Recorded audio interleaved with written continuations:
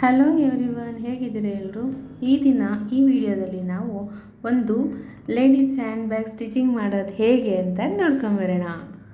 ನೋಡಿ, ಇಲ್ಲಿ ನಾನು ನನ್ನದೇ ಆದ ಒಂದು ಐಡಿಯಾದ ಮೂಲಕ ಇರೋ ಬಟ್ಟೆಯನ್ನೇ ಯೂಸ್ ಮಾಡಿಕೊಂಡು ಎಲ್ಲ ವಸ್ತುಗಳು ಮನೇಲಿರುವಂಥದ್ದೇ ಬಳಸ್ಕೊಂಡು ನೋಡಿ ಇಷ್ಟು ಸುಂದರವಾದ ಒಂದು ಲೇಡೀಸ್ ಹ್ಯಾಂಡ್ ಬ್ಯಾಗನ್ನು ಮಾಡಿದ್ದೀನಿ. ನೋಡಿ, ಒಳಗಡೆ ಒಂದು ಜೋಬನ್ನು ಕೊಟ್ಟಿದ್ದೀನಿ. ಯಾವ ಥರ ಸ್ಟಿಚ್ ಮಾಡೋದಂತ ನಾನು ಮುಂದೆ ವಿಡಿಯೋದಲ್ಲಿ ತೋರಿಸ್ತೀನಿ.